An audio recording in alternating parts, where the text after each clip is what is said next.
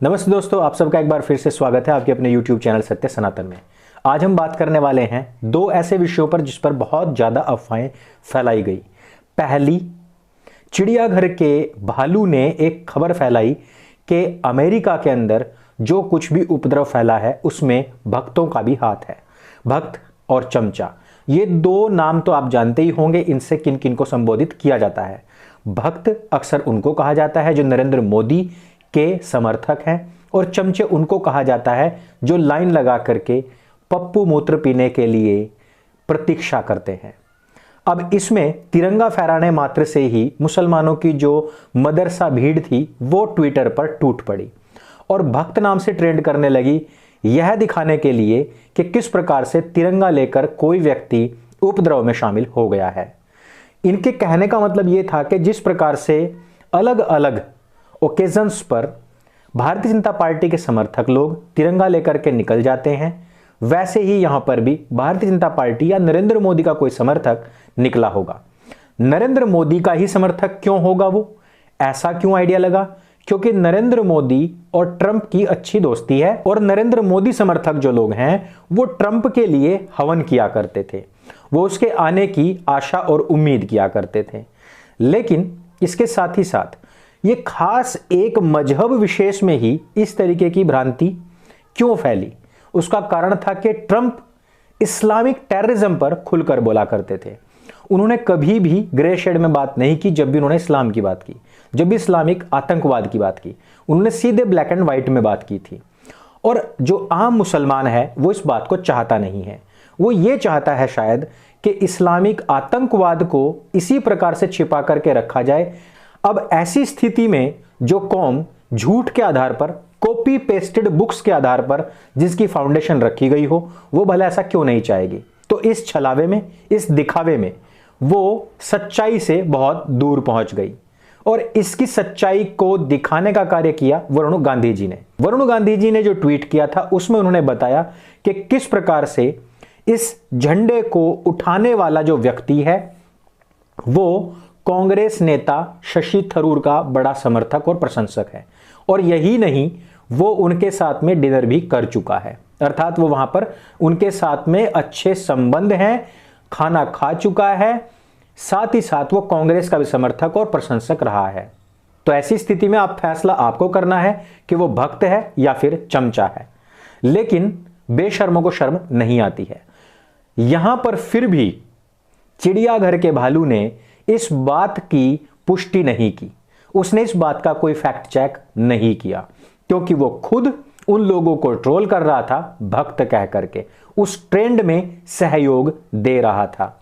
अब आप जरा सोचिएगा कि यह जो फैक्ट चेक कंपनी है, यह जो फैक्ट चेक मशीनरी है, यह क्या फैक्ट चेक के लिए बनी है या फिर मजहब विशेष को सपोर्ट देने के लिए, सिक्योरिटी देने के लिए, और उसको किसी ना किसी तरीके से जो सोशल मीडिया पर जो बातें जाती हैं, आती हैं, उनसे केवल बचाव करने के लिए है?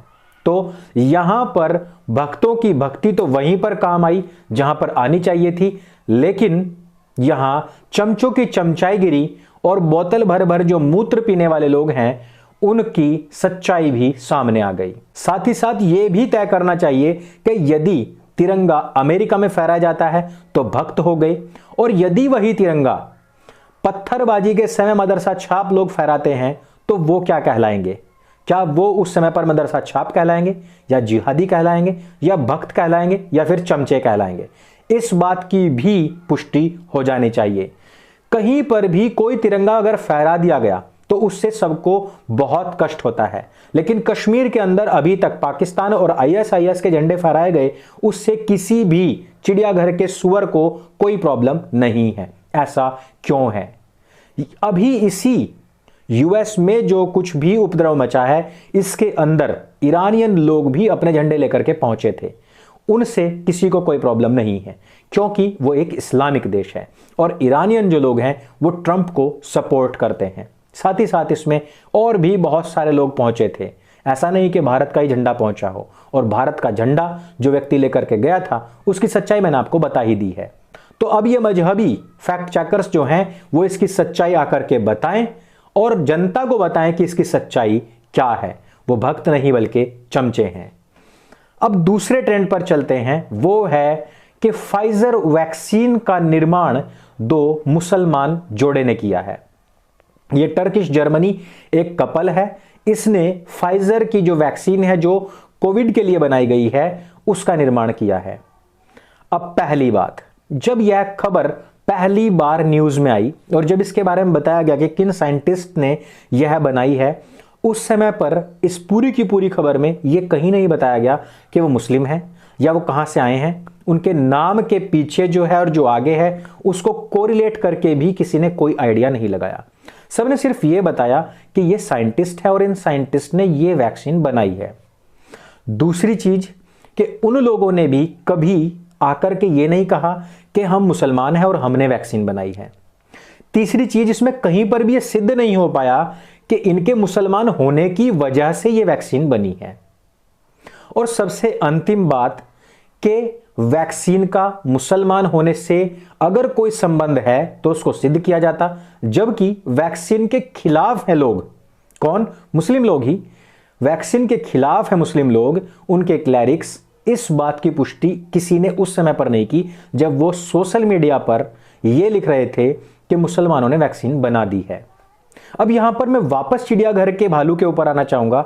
चिड़ियाघर के भालू ने एक फैक्ट चेक किया और उसने कहा कि ये जो मुसलमान मौलाना है जो कह रहा है कि वैक्सीन में चिप होगी, वो भारतीय मौलाना नहीं बल्कि पाकिस्तानी मौलाना है। लेकिन यहां पर चिड़ियाघर का भालू एक फैक्ट चेक करना भूल गया, जो मैं कर देता हूं। फैक्ट चेक ये है कि पूरी दुनिया के अंदर इस्लाम एक ही है, पूरी दुनिया के अंदर इस्लामिक सोच विचारधारा एक ही है, और पूरी दुनिया के अंदर जितने भी इस्लामिक क्लैरिक्स हैं वो सारे के सारे पूज्य हैं, मान्य हैं। उसमें बाउंड्रीज का, देश का, सीमाओं का कोई लेना देना नहीं है। भारत में बैठे हुए लोग पाकिस्तानी मौलानाओं के स्पीचेस सुनते हैं। यूट्यूब के माध्यम से वो जाकिर नाइक जो कि किसी दूर देश में बैठा हुआ है उसके भी स्पीचेस सुनते हैं, इवन उसमें शामिल भी होते हैं, क्वेश्चन आंसर्स भी करते हैं। तो किसी भी देश में कोई भी व्यक्ति बैठा हुआ हो, यदि उसकी बात किसी भी व्यक्ति के समझ में आ रही है, वो मुसलमान है और वो उसके फिरके की बात कर रहा है, तो उसको समझेगा भी, सुनेगा भी, फॉलो भी करेगा। तो ये फैक्ट चेक जो कि चिड़ियाघर का भालू कभी नहीं करेगा, वो मैंने कर दिया। इसको अपने पल्ले गांठ बांध लीजिए, क्योंकि इस्लाम बाउंड्रीज पर, देश की सीमाओं पर, देश से कोई वास्ता मतलब नहीं रखता है। उसका एक ही कॉन्सेप्ट है और वो है उम्मत का कॉन्सेप्ट।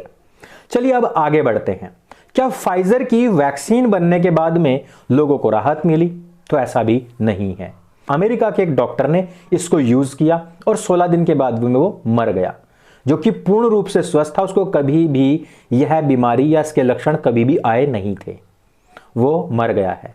इसी का टीका लगवाने के बाद में एक जो स्वास्थ्य कर्मी है उसकी मौत हो गई है। इसी को लगवाने के बाद में एक को लकवा मार गया है। अब आप बताइएगा कि यदि इसके पीछे मुसलमानों का हाथ है तो क्या इसमें भी किसी प्रकार का कोई वायरस छोड़ा गया है?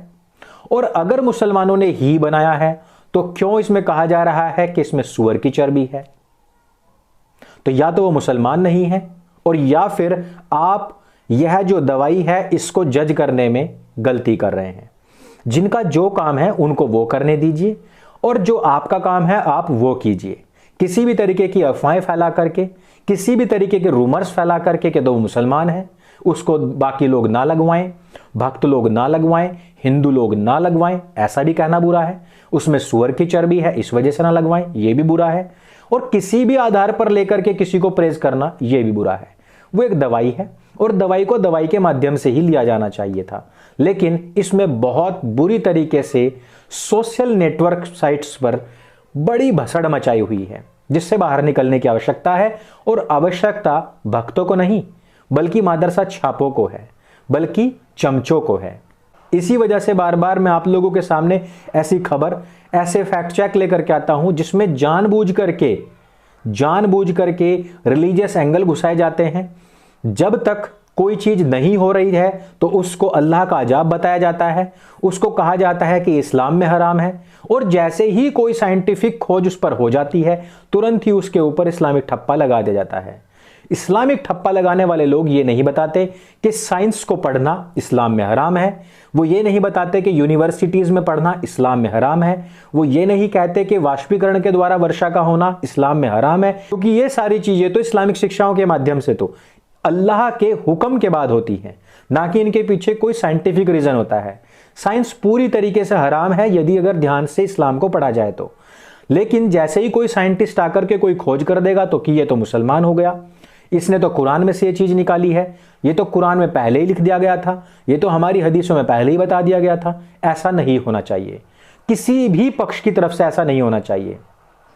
तो अंत में सिर्फ इतना ही कि इस प्रकार के रूमर्स फैलाने वाले लोगों को सही वक्त पर सही जवाब दिया करें।